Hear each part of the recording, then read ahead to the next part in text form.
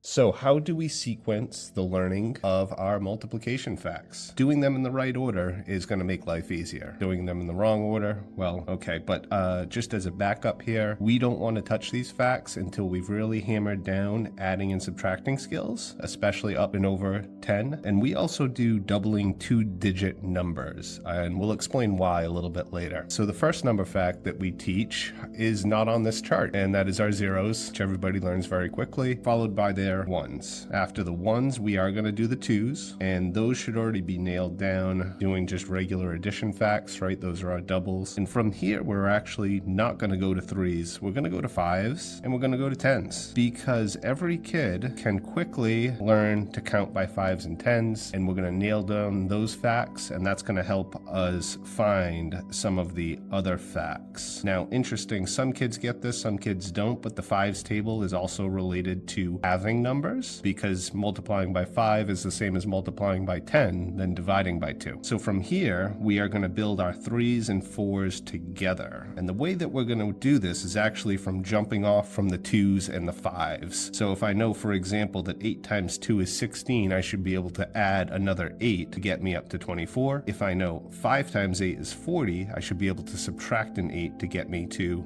32. Notice if I start to memorize my 3s or 4s first, I can use those to check the other ones, right? 24 plus 8 is 32. Now in here it starts to get messy. So the 6s, we will jump off from 5s, just like we did with our 3s and 4s, because 3s and 4s go in whatever direction. Now, this box right here is really the troublesome spot. And actually, if you want to quickly assess how good a child's multiplication facts are, 7 times 8 or 8 times 7 is the most common wrong answer that we get. That answer sometimes is 54. We can talk about that in another video. The trouble with this box is most of it is not nice and close to one of our round numbers, like the 5 or the 10. So actually, the 9 we can take out easily by going times 10, then minus that number. So 8 times 10 is 80. 80 minus 8 is 72. So we're going to use our jumping off facts for the 9s as well. And we still got this box right here that's still a pain. But going back to the beginning of the video, we can use our doubling facts to help us get our 8s. And actually some of our other tables as well. Because take anything in your 4s column, if you can double that, that becomes an 8s fact. Take anything in your 3s column, double that, and that is a 6 fact. And that's how we build a lot of these, and we'll reinforce both methods. Some kids like one, some kids like the other. Some kids just up and memorize the whole thing first time, no problem, and that's awesome too. Then we start to look at the rest of our 11s and 12s, and we use 10s to get to 11s and 11s to get to 12s, just adding in our head. This is another one of those that kids rarely get. 121 and 144, because they're perfect squares, kids tend to memorize them, but the 11 times 12 is probably the other multiplication fact that you could quickly gauge whether or not a child has learned all of their multiplication facts. So that's it. That's the whole order that we teach everything in. If you'd like to see anything more like this,